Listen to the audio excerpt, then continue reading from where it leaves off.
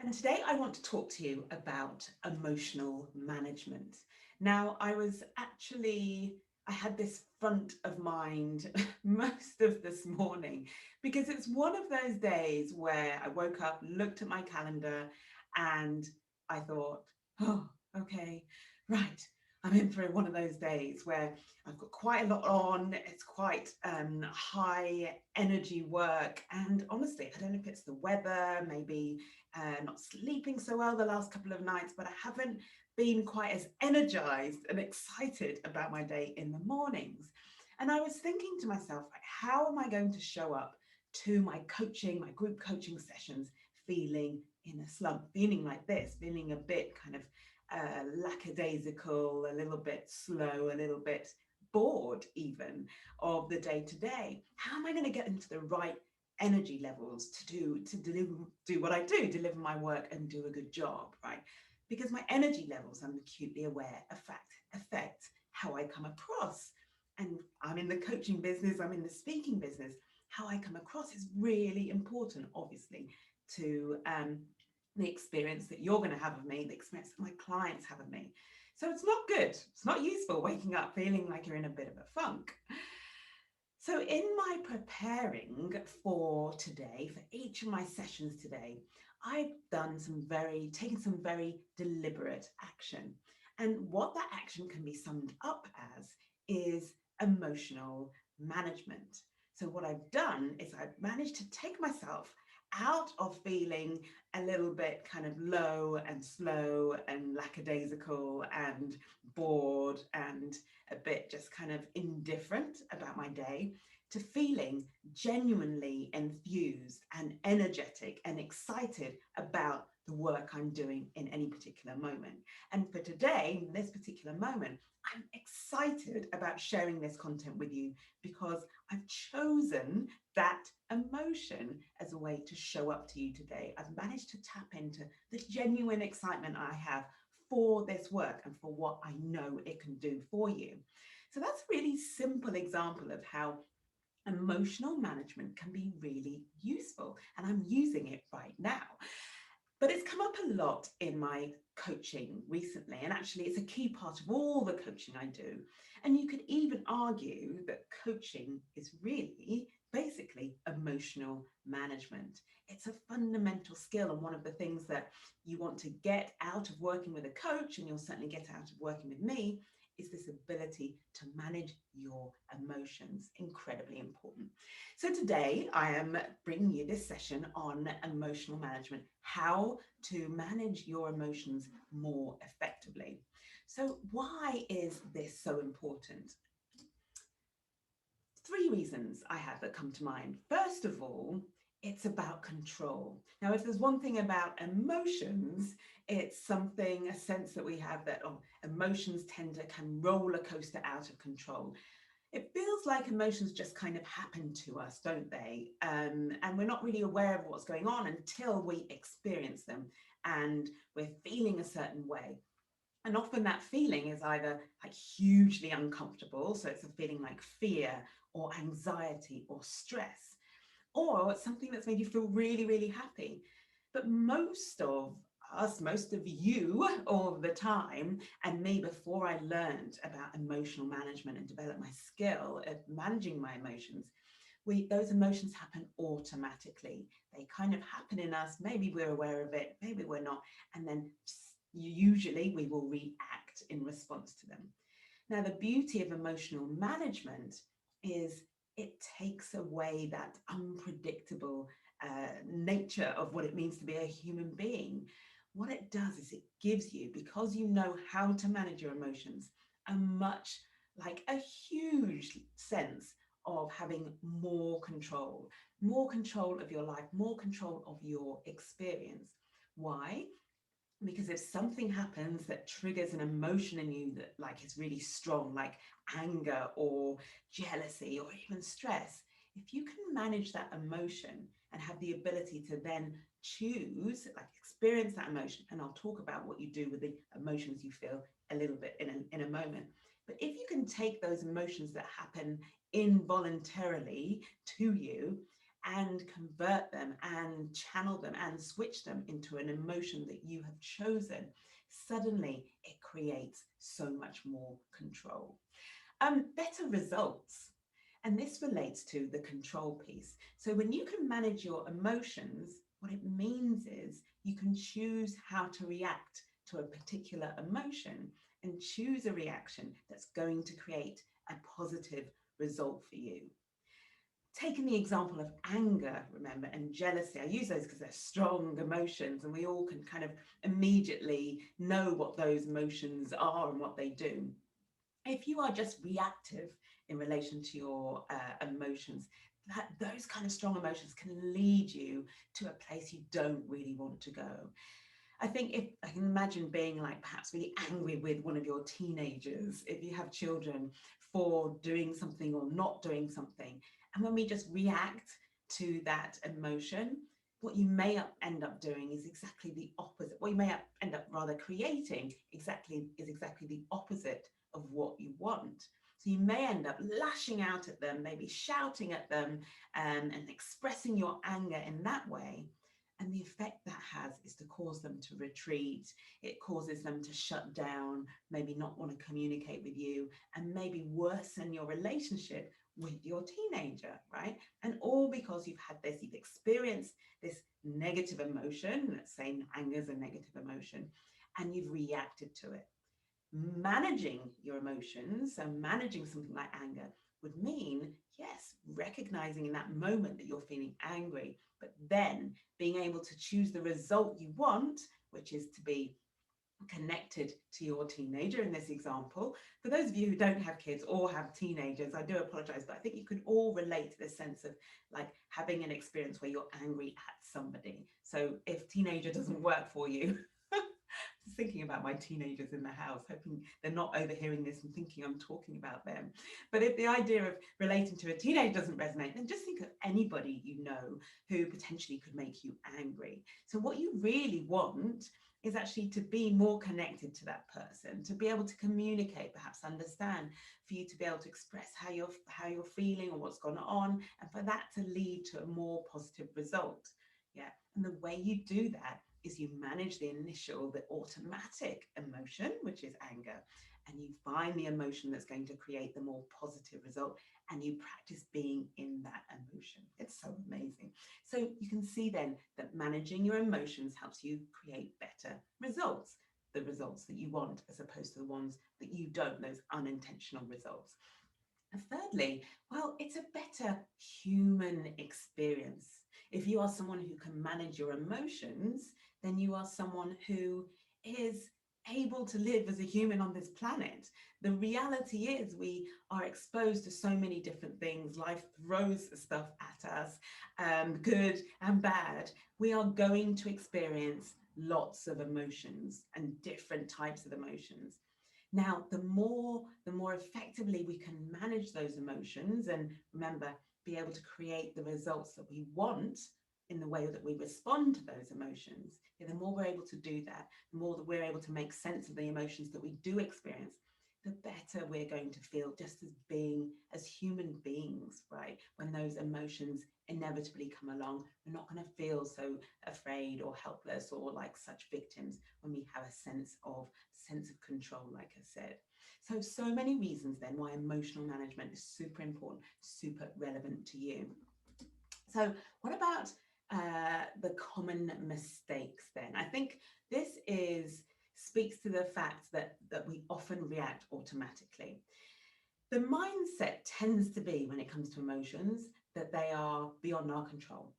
And you may even, when I was talking about introducing the idea of choosing emotions that are going to create better results for you, you may even have balked at that and thought, well, hang on a minute, I don't want to just like turn my emotions on and off. And that doesn't feel like a very authentic way to behave. And honestly, I think that's one of the mistakes that is going to hold you back in creating amazing results in your life, is this feeling that you are powerless in the face of your emotions, because you are not at all. So thinking your emotions are out of your control is one of the common mistakes I come across, and a key thing that I teach you in my Imposter Programme for lawyers. Another common mistake, and it follows on from thinking your emotions are out of control, is thinking that therefore your reaction isn't so much within your control as well. Um, there's perhaps more awareness around the fact that you can be feeling a certain way, but you can choose not to react to it. So if you're someone who's able to be very present and recognize that you don't want to react in a certain way, then that's something you do have control over. But often, particularly if we're tired, if we're under pressure, there's a lot going on, we tend to be reactive with emotions. Helplessness, that sense that you are helpless in the face of your emotions. If something happens at work, for example, let's say your boss makes a comment that you find particularly offensive. What it feels like is there's a situation that's happened, it's happened outside of you, and there's nothing you can do about it. It's triggered this emotion, and that's just the way it is. They have said something which in your mind might be wrong or inappropriate. You feel angry about it or frustrated about it or disapproving, giving you examples of emotions there, things that you're feeling. And there's a sense of, this is how it is. Now, you're probably not consciously thinking, I'm helpless, but that's the effective state that you're in when you're reacting to something that's happened, and you just allow your emotion and you stop there. You say, this is how I feel, and that's it. There's no stepping into your own power in that situation. There's no deciding, well, what could I do about it, and feeling you have a choice. That's what I think is the key here, is that feeling that you don't have a choice about how to react. And actually, you have so much choice about that, and so much choice about the emotions you feel. And that's what I'm going to be explaining to you today. And then finally, unintentional results. A common mistake is to experience a result that you don't want, right? And that to have happened without your permission, like unintentionally. Taking again the example of being angry with someone, and if you react, you lash out, if you're not managing your emotions in those moments, then the result you create of creating distance between you and the other person, it's not the result you want. It's unintentional. So lots of I guess I call them mistakes, lots of really just habits, like the way we're used to behaving and the way we're used to thinking when it comes to our emotions. But today I'm here to help you change that. So one of the key messages I want to share with you is that your emotions can either limit you or they can empower you. I'm going to repeat that, particularly as my gardeners just walked past the door and set off the ring doorbells. You may have heard that. Your emotions can either limit you or they can empower you. Now, if you've been listening to what I said about emotions and going from the place where you think emotions are what control you and what then you react to and then create these unintentional results, you can see then how they limit you. But likewise, when you're able to manage your emotions, then you can actually choose and use emotions to create the result you want. So stepping into an emotion, like I have today with this, delivering this content to you today, I've stepped into the emotion, I'm embracing the emotion of excitement, right? And that's totally empowering. Suddenly showing up to this, feeling much more energized and enthusiastic than I would otherwise have been if I'd just gone with the emotion that I'd woken up with this morning. So remember that your emotions either limit you or they empower you, and you get to choose. So how do emotions work then? How is it possible that we can take an emotion and then we can choose, or rather we can choose a result that we want to create, yeah, and then we can actually use emotions to help us create that. This all comes back to if you're coaching with me, and you may have come across, if you've been coached before, the coaching model, which effectively shows how it explains the kind of chain of reaction between when things happen, either to us or around us, or whatever the factual situation is around us. It shows how we get from an experience of the world, right, to the point where we create results. Let me explain. So you can have a particular fact. Let's take the weather. I love to use the weather as a really obvious example. The weather, it could be just raining. Now, you might have a thought about the weather when it rains, which might be, oh, I hate the weather. Um, I wish it wasn't raining. Why is it always raining? The weather's so depressing. All those kind of negative thoughts. What that does is your thought produces the emotion, right? So your emotion, and I don't want to talk too much about the origins of emotions, but just know that something will happen around you or to you, and you'll have a thought about that, and that will trigger your emotion. Now, why that emotion that's triggered is really important is because of what happens next. Whatever action you take, whatever you say, whatever you do, is the product of an emotion you're experiencing in a particular moment. So, me showing up here today, enthusiastic, and energized is the product of the emotion, right, of excitement that I stepped into earlier today in order to produce this for you. So, my emotion, I chose that emotion, right, and I've let that emotion drive my behavior.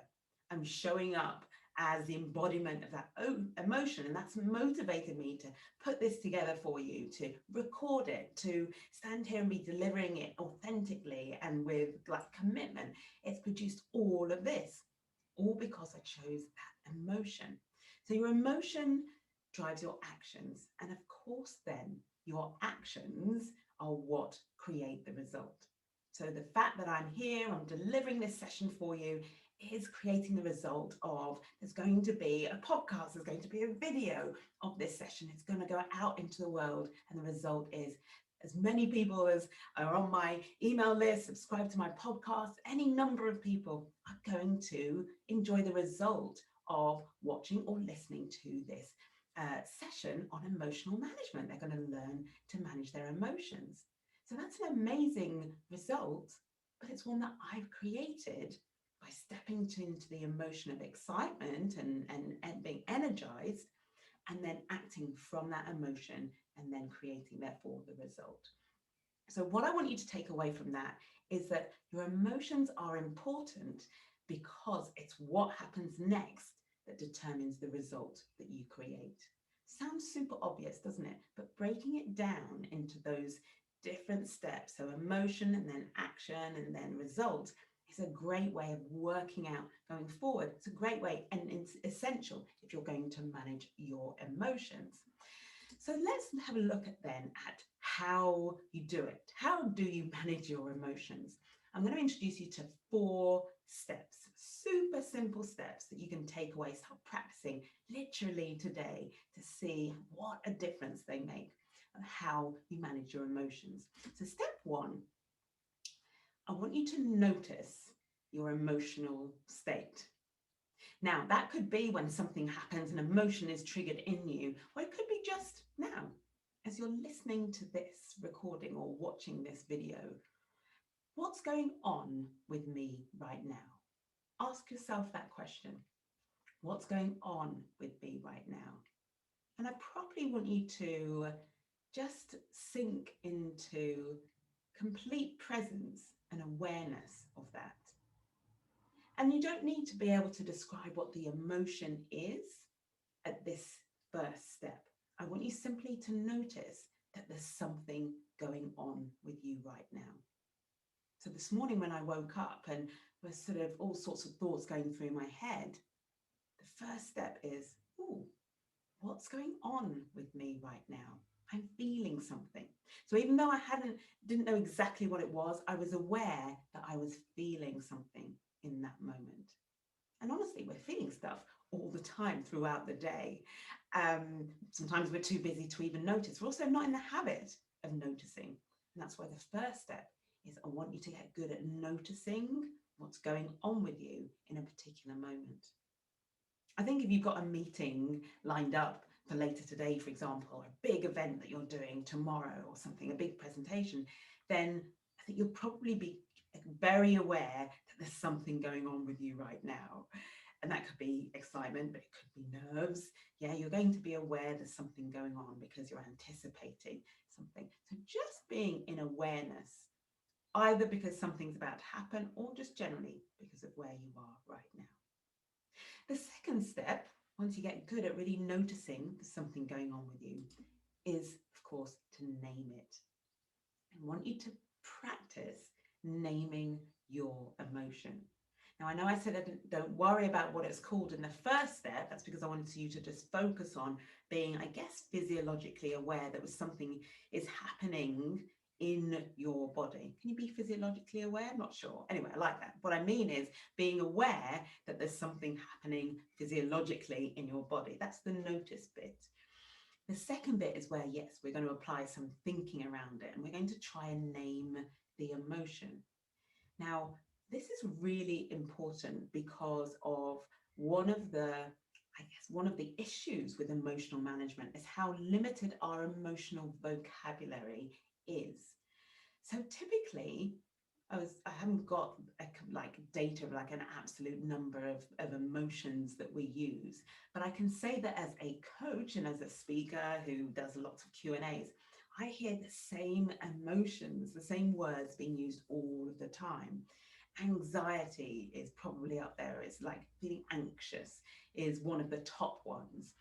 Anxious, fine, stressed, nervous. I was coaching one of my fantastic clients yesterday, and he used the word nervous so many times. It's obviously a very accessible emotion for him, right? One that he's used to feeling. So anxiety, stress, emotion, fine, that's quite a tricky one. It's so vague.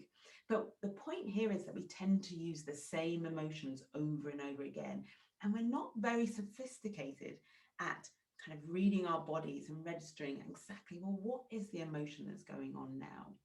And when it comes to creating results, so taking control of our emotions, or rather managing our emotions in a way that's going to help us create the results that we want, your ability to access a broad range of emotional vocabulary is going to be incredibly important. So one of the things I want you to do as a result of this session is I want you to explore and really deliberately look for ways to extend your emotional vocabulary. Get a thesaurus out if you like literally make it a task, a project to use more descriptive words, and also to learn the nuances between words, like between frustration, frustrated, and annoyed, for example, but the difference between angry and furious. So for every emotion, there's probably a spectrum. There's probably 5 different, perhaps more different words that you could use that come close to that emotion, but all have their own subtle nuances and meanings.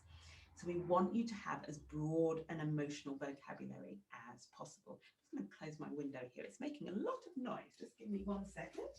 Those of you who are listening on the podcast will appreciate that, I think. There we go. That's much better. So expanding your emotional vocabulary, that's going to make it easier for you to name what's going on with you in any particular moment.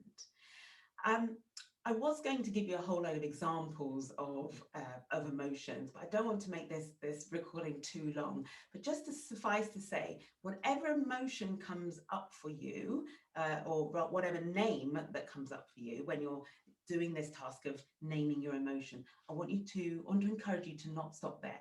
I want you to go further. Ask yourself, okay, I'm feeling really bored right at the moment, let's say, is in your mind. I don't want you to stop at bored. I want you to dig deeper and think, okay, well, what kind of bored am I? Am I bored? Actually, I'm more tired. Am I bored just actually fed up, which is getting closer to being frustrated? Yeah, so try to push yourself to go beyond the first name, the first label that you come up with when it comes to labeling your emotion. And then when you've found lots of different, if you have experimented and you have looked up different adjectives or different emotions, I want you to practice using them in day-to-day life when you're talking about anything. So, people ask you, well, how are you? What do we always say? Yeah, I'm good.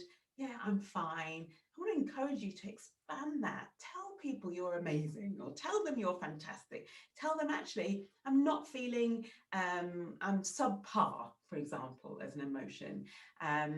You could even say, I'm frustrated, but try to really challenge yourself to answer with more integrity when somebody asks you how you are. And it doesn't have to be a depressing answer. If you're not feeling great, you can tell somebody you're feeling a little bit annoyed today and just tell them, don't worry, it's an emotion. I know how to manage my emotions. Like, you could even come in with that and therefore relieve them of what might feel like the burden of having to cheer you up. Say, don't worry, I've got it. I've just been feeling like this today. So practice it, expand that vocabulary and practice it. And I've written on the screen, if you're watching the video version of this, I've written beware of trigger words like nervous. Now, I mentioned my client for whom the word nervous comes up quite a lot. And what I said to him in our coaching session, I'll say to you, is if there's a word like nervous that you use a lot and which is whenever you think of a situation where you're going to have to perform and you say to yourself, I get nervous and this happens to me, and it becomes kind of quite a key word, I want you to stop, try to put that on pause, try to find any other word that you can say to describe your state that isn't that word like nervous, because it's very triggering. Now, I rarely use the word nervous, so when I hear it, I don't think much of it. But when I can hear my clients using it frequently and coming back to it, it starts for me to feel like a bit of a trap and to be keeping them stuck, keeping them there. So I want you instead, if there's a word like that for you, it might be anxiety or anxious. That's another one I hear people getting very attached to. I want you to find another way to describe an emotion, the emotion that you're feeling, that isn't a word that's often quite triggering. In other words, it actually reinforces and makes it more the case when you hear that word, and makes you feel more nervous, for example, when you hear the word nervous. Okay, so the third step to managing your emotions is to experience them. So if you are, let's take a positive, happy emotion for a change. I've done lots of them, or negative emotions. Let's say you are feeling amazing. Let's say, let me push myself on the vocabulary here. Let's say you are feeling elated, like you've just heard, this is like my 18-year-old Dylan 3 weeks ago when he passed his driving test. He was elated, and he told me when we were on the phone, I was in Portugal at the time, and I could hear the smile, the pride, the relief in his voice. And it was like he was like on cloud nine. He was definitely elated. So with the positive experiences, it's probably a bit easier, but still often we sweep past it and we don't really sink into the moment and sink into the experience of it. So that's what I want you to invite you to do. Experience the emotion. Okay.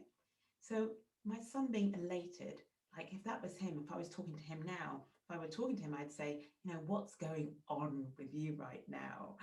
And if I think of a time when I've been elated, I know there was a particular work project that I won, and I was so thrilled about it, really excited early on at the beginning of this year. I was elated. And I literally felt, which is why elated is such a great word, I felt like I was hovering a few inches above the ground. I felt like bigger than anything. I felt on top of the world. And so allowing myself to just be in the experience of that was just so wonderful. It's like, wow, this is what being elated feels like. So that description, being like 6 inches off the ground, being on top of the world, my son being on cloud nine, great ways to experience an emotion when you can like describe it like that. Likewise, if it's a negative emotion, I also want you to experience it. It's not the same as me saying walk around and just feel and get stuck in that emotion for days and days on end. I just want you to sink in that moment into the experience. What's going on with you? Is it that your you're getting, I don't know, your palms are getting sticky? Is the blood like rushing to your face, and your skin feels really, really hot? Do you have a knot in your stomach? This for me is a big thing. If I'm experiencing my imposter syndrome at any particular moment, I experience it in my stomach hugely. It's like this knot, right? So in that situation, I want to be aware of the knot. And I want to know, oh, it's in my stomach today. Yeah. Or it's in my throat. I can't quite swallow. My throat feels like it's closing a little bit. Or the blood's rushing to my face. I'm feeling really hot. So I want you to be able to kind of describe, I guess that's how you experience it. It's quite effective. You just describe what's going on with you, not articulate it, and just are completely present and aware of the experience of it. I always add here that you are observing, really. I mean, from the inside, you are observing what's going on. What's really important is that you are not judging. Now, some of you do this. Some of you will be experiencing something and then you start judge and you feel rubbish, right? And then you start judging yourself for experiencing something and feeling so then you've suddenly got this situation where you're already miserable and then you make yourself more miserable because you beat yourself up because you're miserable. It's called who was it? C.S. Lewis, I think, called it misery's shadow, where you're basically just laying misery on top of another layer of misery. Don't do that. This is not an invitation to judge your feelings, tell yourself you shouldn't be feeling them, telling yourself you're wrong to feel them, or you're inadequate for feeling them, you're not strong enough for feeling them, you're not good enough. You are not allowed to use this exercise to beat yourself up. So if you feel that happening, I want you to come back to, how interesting. This is one of my favorite expressions. I use it in yoga quite a lot when I'm in one of those positions where, yeah, quite frankly, my hamstrings are not finding life very joyful in that moment. I'm being really challenged and my brain wants to panic and I think I'm going to die, which is sometimes the feeling when that yoga pose is having to be held for another breath. And I say to myself, how interesting. And it's my way of stepping into observation rather than sinking into overwhelm of what's going on. So you want to experience whatever the emotion is going on for you in a particular moment. Then the fourth and final step is to choose it. So having been noticed that you're experiencing something, which is the first step, going to the second step of giving it a name, then going to the third step of experiencing it, so describing what's going on and basically allowing the emotion to be there. We're not trying to pretend we don't have emotions, allowing it to be there. We are then going to choose something different, right? Or choose to stay with that emotion. What that will depend on is the result that you want to create. So if in a moment in which you are feeling, let's stay with elated, in a moment in which you're feeling elated and you've experienced the feeling of being elated, I want you to then choose what's the result that you want from that. Wow, I want to go through my whole day and approach everything feeling elated, right? Because I know if I show up to something feeling elated, then, if I show up to my work, I'm elated. If I show up to my kids or my husband coming home feeling elated, everybody's going to benefit from that, right? I'm going to do things with enthusiasm, with excitement, with interest. The world's just going to feel like a beautiful place, and I'm going to just ooze that, emanate that to all those around me. So in a situation like that, I would choose to stay with that emotion. It would totally serve me. Can you see how it would produce really great results for me? However, imagine that I had to go and meet a friend on the day that I was feeling elated. And that friend had had some really bad news and had called upon me for some support and wanted me to go and meet her. Now, in that situation, if I went and met my friend and there was something really serious going on with her, what I wouldn't want to be is elated. I don't want to be showing up for my friend to support her, me being like, oh, life is amazing, I'm going to be on cloud nine. And I show up and she's devastated about something. Yeah, I don't want to choose elation in that moment. I want to choose a different emotion. What emotion, I can hear you ask, well, what emotion would you choose? What result do we want to create? That's where I want your brain to go.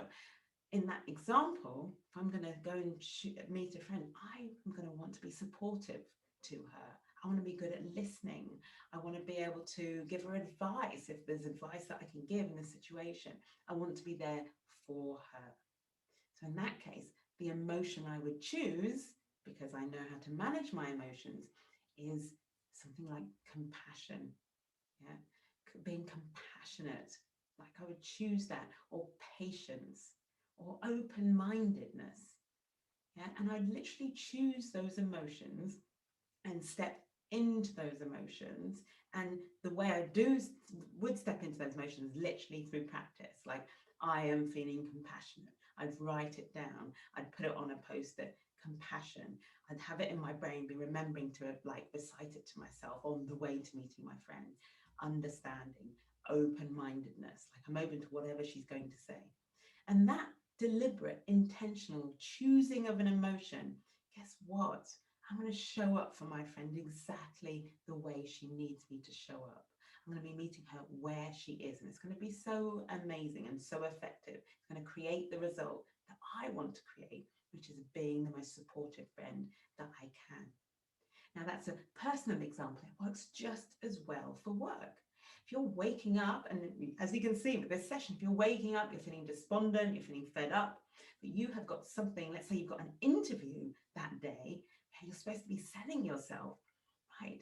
What you want to do is be able to walk through these 4 steps and get yourself to a place where you're choosing an emotion that is going to help you show up to that interview fully prepared, as your best self, able to articulate your value, able to ask questions, to answer questions, and to be kind of on fire, on your best form.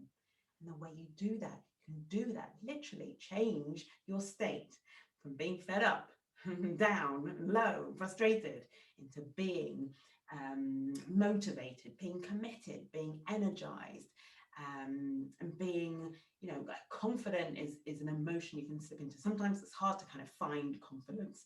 It can often feel like you're trying to pretend you're feeling confident if you're not that well practiced at feeling confident. It doesn't have to be confidence. Like, you can actually just find courage.